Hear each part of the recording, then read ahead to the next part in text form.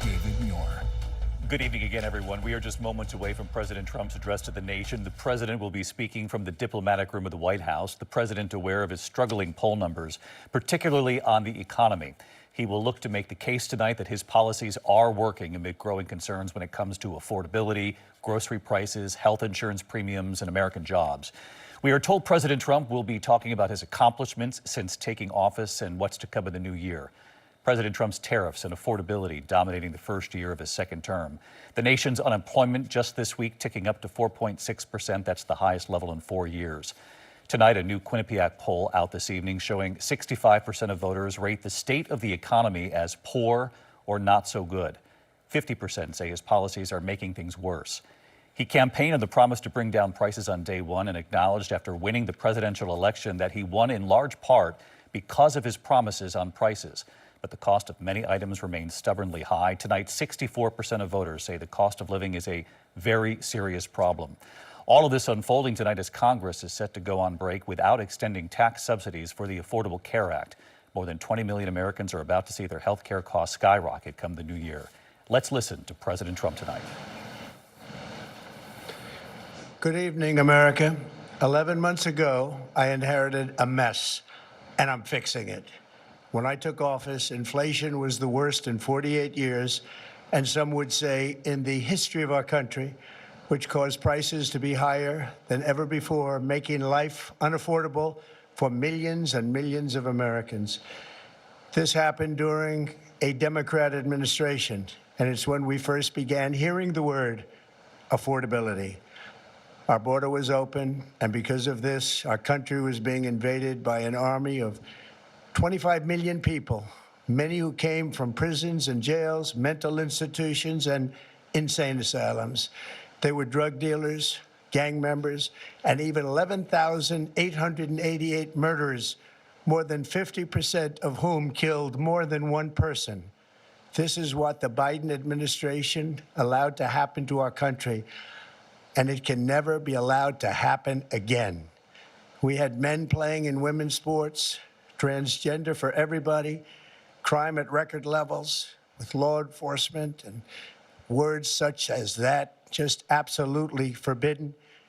We had the worst trade deals ever made, and our country was laughed at from all over the world, but they're not laughing anymore. Over the past 11 months, we have brought more positive change to Washington than any administration in American history. There's never been anything like it, and I think most would agree. I was elected in a landslide, winning the popular vote and all 7 swing states and everything else, with a mandate to take on a sick and corrupt system that really just took the wealth from people and crushed the dreams of the American people. For the last 4 years, the United States was ruled by politicians who fought only for insiders, illegal aliens, career criminals, corporate lobbyists, prisoners, terrorists, and above all, foreign nations, which took advantage of us at levels never seen before. They flooded your cities and towns with illegal aliens. They decimated your hard-earned savings. They indoctrinated your children with hate for America. They just released a level of violent felons that we had never seen to prey on innocent. They caused war. They caused mayhem. They caused a horrible situation all over the globe. But now you have a president who fights for the law-abiding, hardworking people of our country, the ones who make this nation run, who make this nation work. And after just 1 year, we have achieved more than anyone could have imagined. Starting on day one, I took immediate action to stop the invasion of our southern border. For the past 7 months, 0 illegal aliens have been allowed into our country, a feat which everyone said was absolutely impossible. Do you remember when Joe Biden said that he needed Congress to pass legislation to help close the border?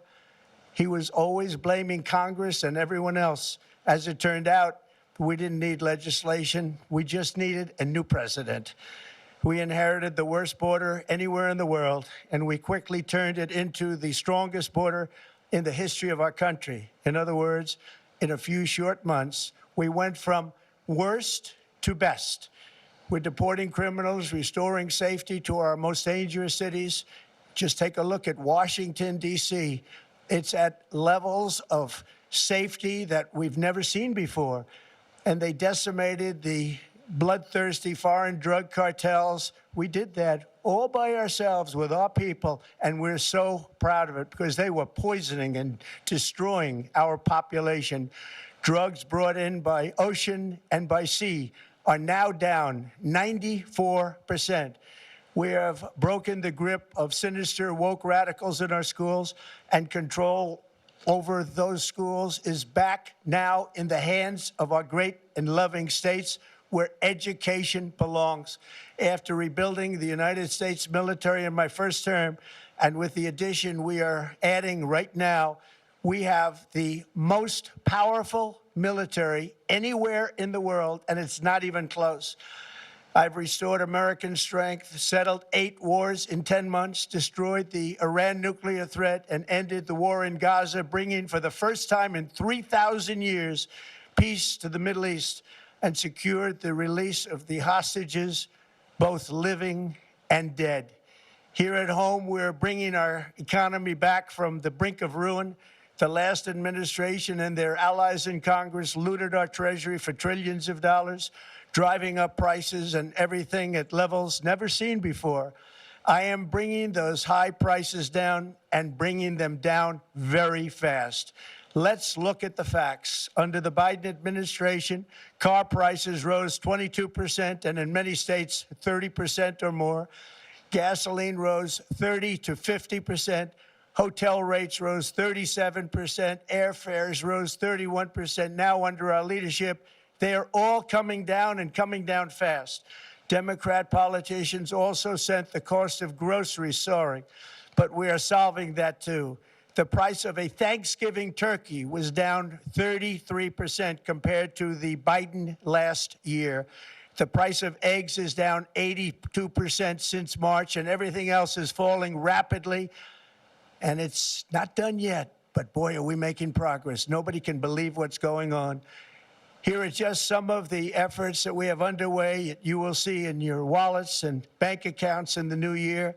After years of record-setting falling incomes, our policies are boosting take-home pay at a historic pace. Under Biden, real wages plummeted by $3,000. Under Trump, the typical factory worker has seen a wage increase of $1,300.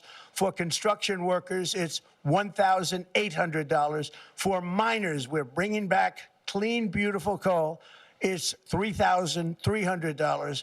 And for the first time in years, wages are rising much faster than inflation. Remember that. The wages, just look at it. Wages are going up much faster than inflation. How big is that? Very importantly, there are more people working today than at any time in American history, and 100% of all jobs created since I took office have been in the private sector. Think of that. 100% of all jobs have been in the private sector rather than government, which is the only way to make a country powerful and great. This historic trend will continue. Already, I've secured a record-breaking $18 trillion of investment into the United States, which means jobs, wage increases, growth, factory openings, and far greater national security. Much of this success has been accomplished by tariffs. My favorite word, tariffs, which for many decades have been used successfully by other countries against us, but not anymore. Companies know that if they build in America, there are no tariffs, and that's why they're coming home to the USA in record numbers. They're building factories and plants at levels we haven't seen, AI, automobiles. We're doing what nobody thought was even possible, not even remotely possible. There has never, frankly, been anything like it.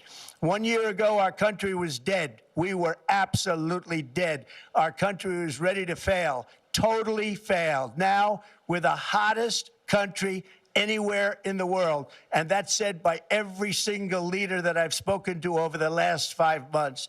Next year, you will also see the results of the largest tax cuts in American history that were really accomplished through our great, big, beautiful bill, perhaps the most sweeping legislation ever passed in Congress. We wrapped 12 different bills up into one beautiful bill. That includes no tax on tips, no tax on overtime, and no tax on Social Security for our great seniors. Under these cuts, many families will be saving between $11,000 and $20,000 a year, and next spring is projected to be the largest tax refund season of all time. Because of tariffs, along with the just passed One Big Beautiful Bill, tonight I am also proud to announce that more than 1,450,000, think of this, 1,450,000 military service members will receive a special, we call Warrior Dividend before Christmas, so Warrior Dividend. In honor of our nation's founding in 1776, we are sending every soldier $1,776. Think of that. And the checks are already on the way. Nobody understood that one until about 30 minutes ago. We made a lot more money than anybody thought because of tariffs, and the bill helped us along. Nobody deserves it more than our military, and I say congratulations to everybody. And by the way, we now have record enlistment in our military, and last year we had among the worst recruitment numbers in our military's history. What a difference a year makes. In addition, I'm doing what no politician of either party has ever done, standing up to the special interests to dramatically reduce the price of prescription drugs. I negotiated directly with the drug companies and foreign nations, which were taking advantage of our country for many decades, to slash prices on drugs and pharmaceuticals by as much as 400, 500, and even 600%. In other words, your drug costs will be plummeting downward. And I used the threat of tariffs to get foreign countries who would never have done it to pay the cost of this giant dollar reduction. They stopped ripping us off, and it began as of 4 days ago. There has never been anything like this in the history of our country. Drugs have only gone up, but now they'll be going down by numbers never conceived possible. It's called Most Favored Nation. And no president has ever had the courage or ability to get this done until now. The first of these unprecedented price reductions will be available starting in January through a new website, trumprx.gov. And these big price cuts will greatly reduce the cost of health care. I'm also taking on the gigantic health insurance companies that have gotten rich on billions of dollars of money that should go directly to the people. The money should go to the people, that's you, so they can buy their own health insurance, which will give far better benefits at much lower costs. It will be far better health insurance. The current Unaffordable Care Act was created to make insurance companies rich. It was bad health care at much too high a cost. And you see that now in the steep increase in premiums being demanded by the Democrats, and they are demanding those increases, and it's their fault. It is not the Republicans' fault. It's the Democrats' fault. It's the Unaffordable Care Act, and everybody knew it. Again, I want the money to go directly to the people so you can buy your own health care. You'll get much better health care at a much lower price. The only losers will be insurance companies that have gotten rich, and the Democrat Party, which is totally controlled by those same insurance companies. They will not be happy, but that's okay with me, because you, the people, are finally going to be getting great health care at a lower cost. Another major focus is the cost of energy. For years, the radical left Democrats exploited the green energy scam as an excuse to funnel many billions of dollars into their own massive slush funds, as their energy restrictions drastically drove up prices, and they drove them up at record levels. Electricity costs surged 30 to 100% under Biden, and the typical family lost $5,000 to $10,000 in higher energy costs. Think of that, $5,000 to $10,000 you lost. On day one, I declared a national energy emergency. Gasoline is now under $2.50 a gallon in much of the country. In some states, it, by the way, just hit $1.99 a gallon. And within the next 12 months, we will have opened 1,600 new electrical generating plants, a record, and it's a record that won't be beaten by practically, I would say, by anybody, or certainly not very soon. Prices on electricity and everything else will fall dramatically. The Democrat inflation disaster, again, the worst in the history of our country, also robbed millions of Americans of home ownership and indeed the American dream. The yearly cost of a typical new mortgage increased by $15,000 under Democrat rule. In 11 months, we've already gotten that annual cost down by $3,000, and it's coming down a lot lower. Wait till you see. The numbers are going to be shocking. And I'll soon announce our next chairman of the Federal Reserve, someone who believes in lower interest rates by a lot, and mortgage payments will be coming down even further. Early the new year, and you will see this, in the new year, I will announce some of the most aggressive housing reform plans in American history. A major factor in driving up housing costs was the colossal border invasion. We have never been invaded. This is the worst thing that, frankly, in my opinion, the worst thing that the Biden administration did to our country is the invasion at the border. The last administration and their allies in Congress brought in millions and millions of migrants and gave them taxpayer-funded housing while your rent and housing costs skyrocketed. Over 60% of growth in the rental market came from foreign migrants. At the same time, illegal aliens stole American jobs and flooded emergency rooms, getting free health care and education paid for by you, the American taxpayer. They also increased the cost of law enforcement by numbers so high that they are not even to be mentioned. For the first time in 50 years, we are now seeing reverse migration as migrants go back home, leaving more housing and more jobs for Americans. In the year before my election, all net creation of jobs was going to foreign migrants. Since I took office, 100% of all net job creation has gone to American-born citizens, 100%. In the end, government either serves the productive, patriotic, hardworking American citizen, or it serves those who break the laws, cheat the system, and seek power and profit at the expense of our nation. Look at Minnesota, where Somalians have taken over the economics of the state and have stolen billions and billions of dollars from Minnesota and indeed from the United States of America. And we're going to put an end to it. For so long as before my election, the vast majority of good and decent Americans were forced to watch as corrupt politicians plundered the halls of power, exploited our taxpayers, and pillaged every system that makes civilized society function. But not anymore, and you see that every day, not anymore. We're putting America first, and we are making America great again. Very simple. We are making America great again. Tonight, after 11 months, our border is secure. Inflation is stopped. Wages are up. Prices are down. Our nation is strong. America is respected, and our country is back, stronger than ever before. We're poised for an economic boom, the likes of which the world has never seen. Soon we will host the World Cup and the Olympics, both of which I got. But most importantly, we will celebrate the 250th anniversary of the Declaration of Independence.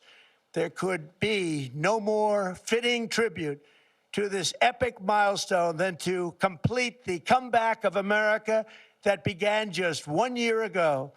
When the world looks at us next year, let them see a nation that is loyal to its citizens, faithful to its workers, confident to its identity, certain to its destiny, and the envy of the entire globe. We are respected again like we have never been respected before. To each and every one of you, have a Merry Christmas and a Happy New Year. God bless you all. President Trump from the diplomatic room at the White House there, marking 11 months into his administration, talking about what he believes in these first 11 months are successes, securing the border, talking about the ongoing ICE operations, the deportations in this country, talking about the affordability issue in this country, laying the blame on the previous administration, now a year into his administration. Talked about tariffs. He said, tariffs, my favorite word. He announced tonight that more than 1 million and 1.4 million military service members will be given dividends from the tariffs, a check for $1,776 for each one of these military service members. He said those checks are on the way. When he talked about health care insurance premiums, a lot of attention on this right now because of the Affordable Care Act. Congress ready to go home for the holidays, it appears, without doing anything to extend subsidies, which means for at least 20 million Americans, their health insurance premiums are set to skyrocket after the first of the year. He said this is the Democrats' fault. These premiums are going up, despite the fact that a lot of this rests on Congress's shoulders, and certainly questions for the president going into the election, saying he had the contours of a plan, in essence, a health insurance plan. He did talk tonight about returning the money to the people when it comes to health insurance. But I'll get to Mary Bruce, our chief White House correspondent, for more on this. If there's any kind of proposal that's been issued by the White House to explain what this means, because in the meantime, for millions, premiums are going up.